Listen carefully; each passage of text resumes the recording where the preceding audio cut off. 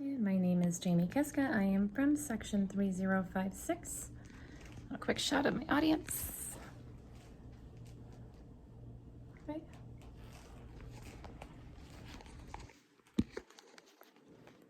Okay.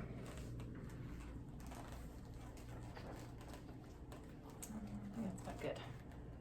All right. Have you ever dined out just to find that you're people watching, just kind of in awe, wondering how or why people behave the way that they do? Well, it's often been said that table manners are a thing of the past, but are they really? My name is Jamie Kiska, and today I'm going to be covering the basics of good table manners.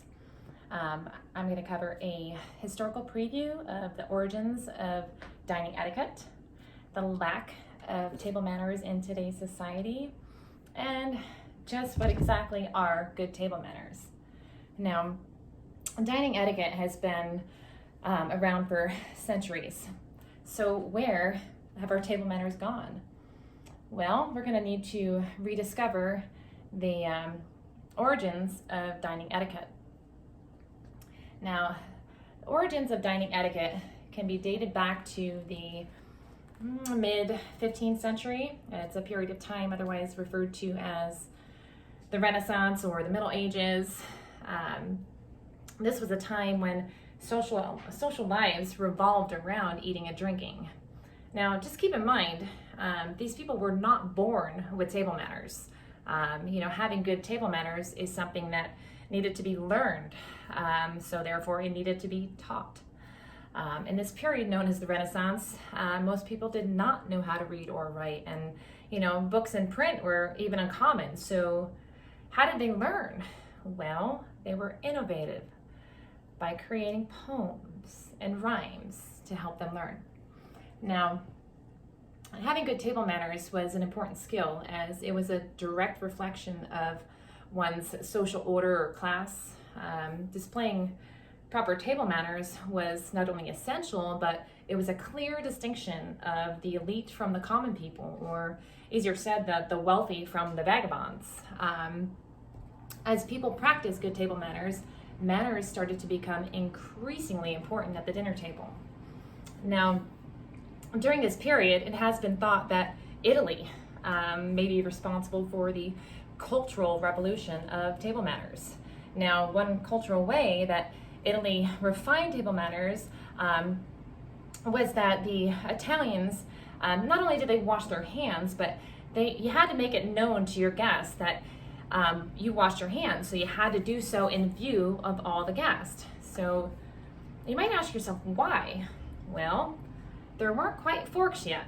The invention hadn't really come around. So the Italians also devised the three-finger rule. Now, the three-finger rule, your hands were clean now, so everybody ate out of community bowls or community plates. So when you went to go reach into the bowl or plate to get your food, you used those three fingers. So now, by the late 17th century, most of Europe had adopted these skills or refined them. In addition to knives, the fork was soon introduced. Now, although it was introduced, only the wealthy could afford such a luxury. So the concept of good table manners was still a direct reflection of one's social status. So we're now in the 21st century, and as a developed society, where have our table manners gone? For one, people have become self-centered, as if the world revolves around them and only them. Just think for a moment, if you can recall a time when you went out to dinner and you saw someone flapping their arms up in the air trying to get the attention of their server. People feel that their needs need to be taken care of at that very moment. Another example, there's that person that's shouting, "Excuse me," clearly being rude just to get the attention. And then there's always those people that you'll notice that are sitting in groups and everyone's talking, but yet they're all talking over one another. No one's really listening. So this brings me to the overuse of cell phones and electronics.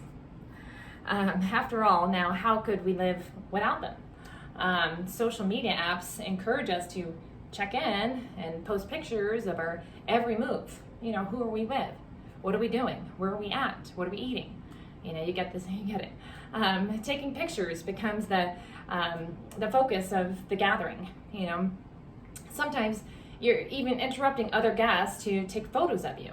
You know, I mean, what about that young parent that pacifies their child with a tablet? You know, putting on a movie because the kid's having a fit and they just want to enjoy their meal. You know, the truth is, we all just need to get back to the ABCs of dining etiquette. You know, it all starts with manners. Some of the things we were taught as kids, you know, they just need to be revisited. Things like saying please and thank you. Never I need. You know, being patient, being kind, waiting your turn, you know, listening. You'll be thankful that you do. You know, these are just some of the basics of good table manners. You know, but I would like to also encourage you that when possible, try to keep your cell phones off the table. Or if you must have them, at least put them on silent. We all live in an electronic world, and at times we are forced to use these devices. You know, many restaurants today have even shifted to virtual menus and barcode scanners, requiring us to use a handheld device. You know, use it and put it away. You know, just like in the Renaissance period, dining is still a huge part of our social lives.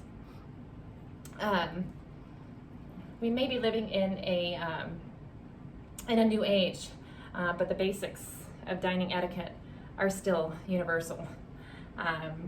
Having good table manners directly reflects ourselves. So today, we kind of covered a brief history of table manners, the lack of society's table manners, and just getting back to the basics. So just gonna tell you to, if you plan on dining out, just don't forget your ABCs. Thanks. All right, girls, one more shot. I actually did not use any cards. They're here if you only need to see them. Thanks.